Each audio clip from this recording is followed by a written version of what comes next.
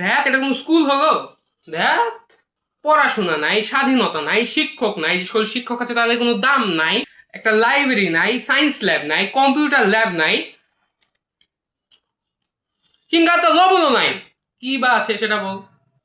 এক গাদা 500 কোটি SW, আর হাজার হাজার অ্যাসাইনমেন্ট, আর মাসে মাসে পরীক্ষা। স্কুলে যে একটা মাঠ বানিয়ে রেখেছে, সে মাঠে খেলার পরিস্থিতি আছে? কি সব করে রাখে, যখন তখন ভাড়া দিয়ে দেয় মাঠ। ও মা, এখন তো দেখি গরুর হাটও বসে গেছে। মাঠ না হাট? শুধু কি ভাই তাই, ক্লাস টিচারের কাছে না পড়লে ক্লাসে সম্মানও নেই। আবার যদি ভাই সাবজেক্ট টিচারের কাছে না পড়ি তাহলে প্র্যাকটিক্যালে নাম্বার নাই। আমার তো মনে হয় ভাই আমার বাসার লোক আমাকে দেখতেই পারে না। স্কুল থেকে বের হবো কিনা আমার বাপ মা আর একটা কোচিনে পাঠিয়ে দিবে। এই এক কোচিন থেকে আর এক কোচিন দৌড়াতে দৌড়াতে জীবন শেষ হয়ে গেল। আমার আর ভালোই লাগে না। ভালো লাগবে কি করে তুই বল? হ্যাঁ, ভালো লাগবে কি করে যদি মাসে মাসে পরীক্ষা রাখা হয়?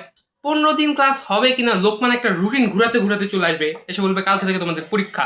ও মা, এটা কি? ভাই যখন একটা পরীক্ষা শেষ হয় তখন না খুব মজা লাগে। পরীক্ষাটা শেষ, এবার একটু ঘুমাতে পারবো। ও মা, কিছুক্ষণ পর মনে পড়ে আবার 30 দিন পর পরীক্ষা, আবার পড়তে হবে, ঘুমাতে হবে না। তখনই তো মনটা ভেঙে যায় ভাই। আর স্কুলে যে ক্যান্টিনটা বানাইছে, এটা কি ক্যান্টিন নাকি বসুন্ধরা সিটি কমপ্লেক্স? এক একটা খাবারের দাম শুনেই পেট ভরে যায়। শুধু কি তাই ভাই, নিজের মনের দুঃখটা, নিজের মনের কষ্টটা যদি আমার বন্ধু বান্ধবকে বলবো, এটা বলার মতো একটা সময় তো দেয়া লাগবে। 15 মিনিট সময় দেয় টিফিন টাইমে, 15 মিনিটে কি করবো? খাবো, কথা বলবো, না ওয়াশরুমে যাবো?